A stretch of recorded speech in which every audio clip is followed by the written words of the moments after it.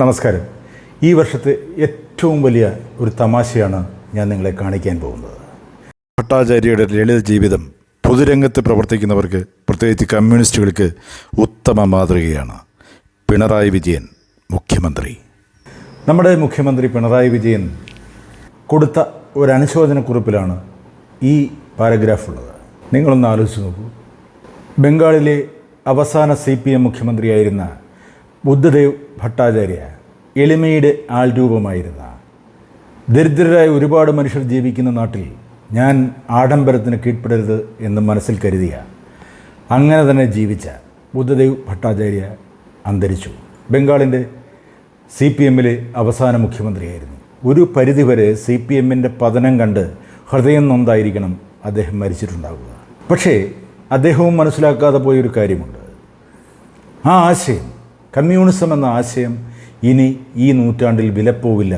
ഇത് കാൾമാക്സും ലെനിനുമൊക്കെ ആ ആശയം ഉണ്ടാക്കുമ്പോൾ ആ കാലഘട്ടത്തിൽ മനുഷ്യർ അനുഭവിച്ചിരുന്ന, തൊഴിലാളികൾ അനുഭവിച്ചിരുന്ന പീഡനത്തിൻ്റെയും വേദനയുടെയും അവസ്ഥയിലാണ് ഇങ്ങനെ ഒരു ആശയം രൂപം കൊണ്ടത്. എന്നാൽ ഓരോ തൊഴിലാളിയും മുതലാളിമാരായി മാറുമ്പോൾ, എന്ന് വെച്ചാൽ തൊഴിലാളി വർഗ ആധിപത്യമുണ്ടായി അവർ മുതലാളിത്തത്തിലേക്ക് കൂപ്പുകുത്തുമ്പോൾ പിന്നെ ആശയത്തിന് പ്രസക്തിയില്ല എന്ന് CPM ആചാര്യന്മാർ ചിന്തിക്കാതെ പോയോ എന്ന് സംശയമുണ്ട്. എന്നാൽ ഇന്ന് കേരളത്തിൽ ജീവിക്കുന്ന കമ്മ്യൂണിസ്റ്റ് നേതാക്കൾ, പ്രത്യേകിച്ചും CPM നേതാക്കൾ, ആ ആശയങ്ങളെയൊക്കെ വിട്ടുകളഞ്ഞിരിക്കുന്നു. കമ്മ്യൂണിസം എന്ന് പറയുന്നത് പേരിന് മാത്രമാണ്, ഒരു പാർട്ടിയുടെ പേര് മാത്രമാണ്. കമ്മ്യൂണിസ്റ്റ് പാർട്ടി ഓഫ് ഇന്ത്യ എന്നതും communist party of India Marxist എന്നതും. പണമില്ലാതെ ഒരു മനുഷ്യനും ജീവിക്കാൻ കഴിയില്ല എന്നുള്ള സത്യം നിലനിൽക്കെ അതിനുവേണ്ടിയാണല്ലോ നമ്മൾ ജോലി ചെയ്യുന്നത്, അധ്വാനിക്കുന്നത്. ആ അധ്വാനത്തെ ചൂഷണം ചെയ്യുന്ന മുതലാളി വർഗത്തിനെതിരെയാണ് കമ്മ്യൂണിസം ഉടലെടുത്തതെങ്കിലും ഇന്ന് ഓരോ കമ്മ്യൂണിസ്റ്റുകാരനും മുതലാളിമാരായി മാറിക്കഴിഞ്ഞിരിക്കുന്നു. അതുകൊണ്ട് തന്നെ കേരളത്തിൽ കമ്മ്യൂണിസ്റ്റുകാർ എന്ന് പറയുന്നവർ ഇല്ല എന്ന് തന്നെ പറയാം, പ്രത്യേകിച്ചും നേതാക്കൾ. ഞാനീ പറഞ്ഞു വരുന്നത് മുഖ്യമന്ത്രി പിണറായി വിജയൻ പറഞ്ഞ ആ വാചകങ്ങൾ നിങ്ങളൊന്നും മനസ്സിരുത്തി നോക്കണം. എളിമയുടെ ആൾരൂപമായിരുന്ന ബുദ്ധദേവ് ഭട്ടാചാര്യയെക്കുറിച്ച് പറഞ്ഞപ്പോൾ അദ്ദേഹം പലതും മറന്നുപോയി. 40 വാഹനങ്ങളുടെ അകമ്പടിയോടെ നടക്കുന്ന എളിമ, 2 നില വീട്ടിലേക്ക് ലിഫ്റ്റ് വെച്ച എളിമ, 45-50 ലക്ഷം രൂപ മുടക്കി നീന്തൽക്കുളം മോടി പിടിപ്പിക്കുന്നതിൻ്റെ എളിമ, AC തൊഴുത്തുണ്ടാക്കി പശുക്കളെ വളർത്തി അതിൽ നിന്നും പാല് കുടിക്കുന്ന എളിമ, സുരക്ഷ കൂട്ടാൻ വേണ്ടി മതിൽ ഉയർത്തിക്കെട്ടിയ എളിമ, അങ്ങനെ എത്രയോ എളിമയുടെ ഉദാഹരണങ്ങളാണ് നമ്മുടെ മുഖ്യമന്ത്രി. ആ മുഖ്യമന്ത്രി ഇങ്ങനെ ഒരു വാചകം പറഞ്ഞാൽ അതിൽ തെറ്റുണ്ടോ? നിങ്ങൾ ആലോചിക്കാൻ വേണ്ടിയാണ് ഞാൻ പറയുന്നത്. എളിമയുടെ പര്യായമെന്ന് പറയുന്ന അവസ്ഥ എന്താണ്? അഹങ്കാരവും ധാർഷ്ട്യവും അഴിമതിയും എല്ലാം മാറ്റി നിർത്തട്ടെ. എളിമ എന്ന് പറഞ്ഞാൽ സ്വന്തം ജീവിതത്തിൽ അത് കാണിക്കാതെ മറ്റുള്ളവർ മരിക്കുമ്പോൾ, അല്ലെങ്കിൽ ചില നേതാക്കൾ, അങ്ങനെ ജീവിച്ച ചില നേതാക്കൾ മരിക്കുമ്പോൾ ഇങ്ങനെ ഒരു അനുശോചനക്കുറിപ്പ് ഇറക്കിയാൽ മനുഷ്യരിതെല്ലാം മറന്നു പോകുമെന്നാണ് വിചാരിക്കുന്നത്. ദരിദ്രരെക്കുറിച്ച് എന്തെങ്കിലും ചിന്തയുണ്ടോ നിങ്ങൾക്ക്? ഇല്ല എന്ന് തന്നെ വേണം മനസ്സിലാക്കാൻ. നിങ്ങളുടെ പാർട്ടിക്കാരെക്കുറിച്ച്, നിങ്ങളുടെ പാർട്ടിയിലെ അനുഭാവികളെക്കുറിച്ച്, അല്ലെങ്കിൽ അവരുടെ ബന്ധുക്കളെക്കുറിച്ച് നിങ്ങൾക്ക് ആശങ്കയുണ്ട്. അവരെ ഓരോ പദവിയിലേക്ക് കൊണ്ടുവരികയും ഓരോ തൊഴിൽ സ്ഥാപനങ്ങളിലേക്ക് കടത്തിവിടുകയും പിൻവാതിലൂടെ ജോലി കിട്ടാൻ സാധ്യതയില്ലാത്ത, അതിന് യോഗ്യതയില്ലാത്തവരെ മറ്റ് നേതൃസ്ഥാനങ്ങളിൽ കൊണ്ടുവരികയും പല പല പദ്ധതികൾ ആവിഷ്കരിച്ച് അതിൻ്റെ തലപ്പത്തേക്ക് തങ്ങളുടെ പിണിയാളുകളെ കൊണ്ടുവരികയും ചെയ്യുന്ന ഒരു പ്രവണത ഇന്ന് CPMൽ ഉണ്ടല്ലോ. അത് ഞാൻ പറയാതെ തന്നെ എല്ലാവർക്കും അറിയാം. മറ്റ് പാർട്ടികളിൽ വിശ്വസിക്കുന്ന, മറ്റ് ആശയങ്ങളിൽ വിശ്വസിക്കുന്നവർ, ദരിദ്രരായവർ, അവർ മനുഷ്യരല്ലെന്നാണോ നിങ്ങൾ കരുതുന്നത്? അപ്പോൾ നിങ്ങൾ ഈ ചെയ്യുന്നത് നിങ്ങളുടെ വോട്ട് ബാങ്ക് ഉദ്ദേശം മാത്രമാണ്. നിങ്ങൾ ഒരാളെ പിൻവാതിലൂടെ ജോലിക്ക് കയറ്റിയാൽ അവരുടെ കുടുംബാംഗങ്ങളെല്ലാം നിങ്ങൾ കൂട്ട് ചെയ്യും. കാരണം നമ്മുടെ വേണ്ടപ്പെട്ടവന് ജോലി കൊടുത്ത പ്രസ്ഥാനമല്ലേ, അവരെ വിജയിപ്പിച്ചേക്കാമെന്ന് വിചാരിക്കും. ഈ ഒരു ചിന്തയാണ് നിങ്ങളെക്കൊണ്ട് ഇതൊക്കെ ചെയ്യിക്കുന്നത്.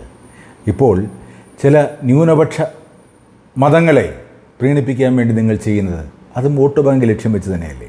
പലപ്പോഴും അതൊക്കെ പാളിപ്പോകുന്നുണ്ടാകും. പക്ഷേ നിങ്ങളൊന്നും മനസ്സിലാക്കുക, വോട്ട് നേടി അധികാരത്തിലെത്തുന്നത് മാത്രമല്ലല്ലോ രാഷ്ട്രീയ പ്രവർത്തനം.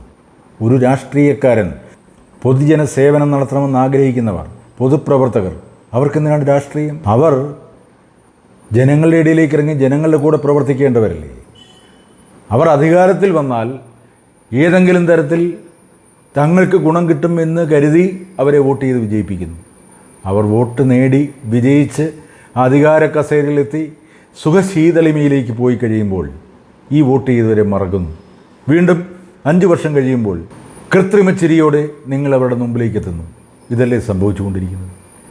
ഇത് വീണ്ടും വീണ്ടും തുടർന്നാൽ പുതിയ തലമുറ അവർ ബുദ്ധിമാന്മാരാണ്, അവർ ചിന്തിക്കും. നിങ്ങളുടെ കൃത്രിമ ചിരി കാണുമ്പോൾ അവർക്കറിയാം അത് ആത്മാർത്ഥതയില്ലാത്തതാണെന്നാണ്. അതുകൊണ്ട് തന്നെ അവർ നിങ്ങളെ ചോദ്യം ചെയ്യും. അതിന് മടിയില്ലാത്തവരാണ് പുതിയ തലമുറ. ഒരു പരിധിവരെ പുതിയ തലമുറ ഈ നാട്ടിൽ ജീവിക്കാൻ ആഗ്രഹിക്കുന്നില്ല. അതുകൊണ്ടാണ് +2 കഴിയുമ്പോൾ എങ്ങനെയെങ്കിലും മാതാപിതാക്കളെ ബുദ്ധിമുട്ടിച്ചായാലും അവർ കുറേ പണം കൊടുത്ത് വിദേശത്തേക്ക് പോകുന്നത്. അവിടെ പോയി ഹോട്ടൽ ജോലി ചെയ്തോ സൂപ്പർ മാർക്കറ്റിൽ ജോലി ചെയ്തോ ഒക്കെ അവർ ജീവിക്കും, കൂടെ പഠിക്കുകയും ചെയ്യും. ഈ നാട്ടിൽ ജീവിക്കാനുള്ള, ഈ ഗതികെട്ട നാട്ടിൽ ജീവിക്കാനുള്ള അവരുടെ ആഗ്രഹമില്ലായ്മ അത് തിരിച്ചറിയണ്ടേ?